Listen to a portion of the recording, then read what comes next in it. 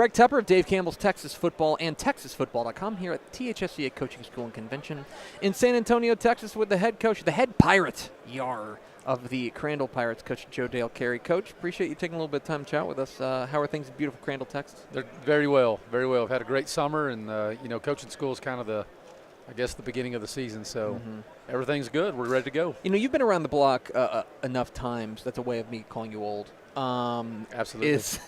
You've been around this coaching game long enough to know a good summer from a bad summer. What is the difference? For an outsider like me, what is the difference between that you can tell we had a great summer? I think the biggest thing is just the presence and attendance at summer workouts is the big thing, and not just being there, but how the kids work. Our kids, we've got some pretty high expectations this year in Crandall, and so we've challenged them this year, and we've had some great senior leadership. So just seeing them work this summer and how they're working, how they've approached the summer, getting ready for the season. So we've had a lot of kids at summer workouts, and they're working really hard, and everyone's staying healthy.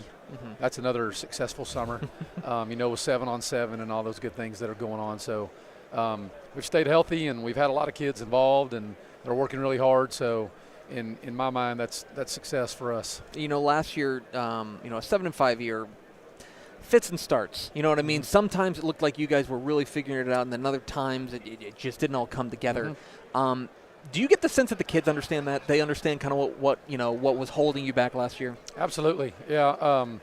You look at the 5 games that we lost. Of course, two of those losses were Midlothian Heritage. So that'll help. And you look at Kaufman and Van, who were in our district, and Pittsburgh. All playoff teams. We lost to some good teams, but to get over that hump, you got to win some of those. You got to beat some of those good teams. So, like you said, we were close. We were right there in a lot of those games. So I think our kids, winning a playoff game, beating Paris there in the first round, and starting to kind of get a taste of what being one of those Kennedale, Carthage, Argyle. You want to be in the conversation with those teams. This is what it takes, and this is what you got to do. So. I think our kids got a little taste of that, and we've got a lot of kids back from that team. So I think they're hungry to take that next step. There's going to be so much focus on the offense, and I do want to talk about them for a minute. But the defensive side, you bring back 5 starters, I think, on the defensive side. Another thing that kind of fits and starts. There were times where you guys looked really good defensively, and then other times where, again, against good competition, you kind of fell short. What is the difference? What's going to need to change this year to make sure that defense has that consistent excellence that you demand? Yeah, well, I like everybody will tell you, staying healthy is key. We feel like our first 11 that we're going to throw out there are pretty good. So staying healthy. But, defense in this day and age, when you face teams like Midlothian Heritage and Kaufman and some of those guys, just, with the spread offense, just, the open field tackling, and that's kind of a lost art. And, but matching up with athletes is a challenge. And so, each week is a different battle. Of course, the district that we're in now, the 16 district, I think, 4 of them are wing T, slot T type teams. So it's going to be 22 in the box, right? So it's going to be a different challenge each and every week. So you got to have a great game plan, and you got to go out and execute. And the name of the game of defense, just taking care of your job, doing your job. And tackling, that's the biggest thing. So, matching up with athletes. Well, we've danced around it enough. We mentioned Midlothian Heritage more than we mentioned Crandall in this interview. let's talk about it. The UIL didn't help you anything. Right, no doubt. They're like, hey, you guys played Midlothian Heritage twice last year. Why don't we just put them in your district? There you go. So, absolutely. Overall, obviously what's done is done. The district draw is a district draw. But, when you look at the new district that y'all are going to face, what are your overall thoughts? Well, it's an interesting district. It is. Of course, with Heritage and Waxahachie Life kind of down south, and then us and Quinlan Ford, and then we go out east with Maybank and Athens. So geographically it's kind of interesting, but it's going to be a challenge every week. So, when you face, Athens and Maybank, Quinlan Ford, Waxahachie Life are all very, very run-heavy teams, and then you go play Midlothian Heritage that's going to throw it around a bunch. So it's going to be a challenge. It's going to be, you're going to have to bring your best each and every week. So being in Region 3, First round is the Carthage, Henderson, Kilgore, Van. So don't finish fourth. Correct. or third or second if you don't have to. Yeah, really. So that's first round. So going to Region 3 is very interesting for us from the Metroplex. I came to Crandall from Port Neches Groves. That was in Southeast Texas for a while. So second round game, you go down to Southeast Texas with Lumberton and Livingston and those guys. So regionally, it's very interesting. But it's going to be fun. We're looking forward to it. It's a huge challenge, but looking forward to it. You guys, switching the offense. Yeah. The guy that I'm sure you get asked about 100 times, I'll be the 101st, is Branson Bragg, your big offensive lineman. Absolutely. A top prospect in this state. From your perspective as a coach, what is it about him that obviously you can't teach size, but what is it about him that makes him special? Yeah.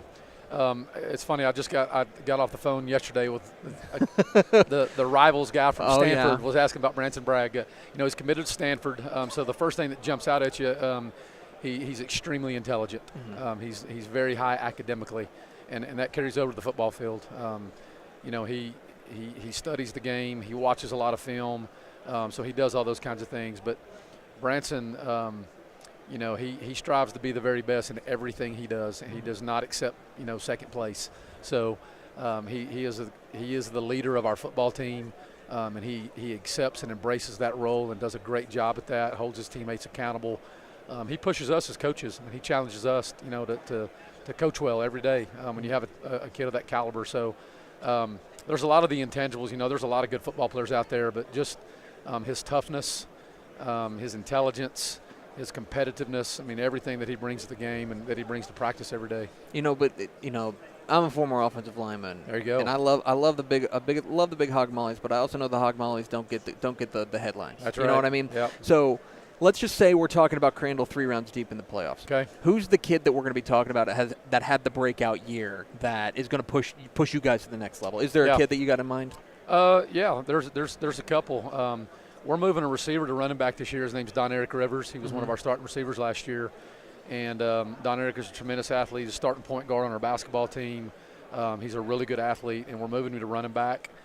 His athleticism is just too valuable. He's just got to touch the ball more. So he's going to be our running back this year. And when you get to run behind guys like Branson Bragg, good things typically happen for you. So we're really looking for Don Eric to have a really good year. Really excited about him being at running back, and he's really excited about it. So that's probably a name that might be on your radar if we're talking 3 rounds, and I hope that's what we're talking. Yeah, that'd be a lot of fun. Absolutely. For the Crandall Pirates. You betcha. Just one last thing to do with Coach Joe Dale Cary. It's the Dick's Sporting Goods Wheel of Questions. All right. It's sweeping the nation. Okay. Coach, there's nothing on here that'll get you fired, but by spinning this wheel, you are legally obligated to answer whatever it's been. Okay. Go ahead and give it a spin. So I'm going to give it a spin here. We're spinning the Dick's Sporting Goods Wheel of Questions. Okay, here we go. With Coach Joe Dale Cary. No whammies. No No whammies. That's right. Let's see. Oh, perfect. All right. Old man Landed things. on old man things. Tepper, today is my 42nd birthday. Happy birthday, Coach. It's just fitting. It's even better. Fitting. There you go. This is fantastic. There you go. What is the most old man thing you do? Oh, man. Oh, gosh. I wish Brandon Fairclough was over here. He calls me his 80-year-old friend. Cause really? You're an old soul? I'm an old soul at heart, yeah. So then what's the most old man thing you do? What's the thing that Coach Fairclough sees you doing and he goes, come on, yeah, man. Okay, I'll tell you. The one thing that he just can't understand is like 6, 7 o'clock in the evening when you have like a good piece of pie, you have dessert, and you have a cup of coffee with your pie.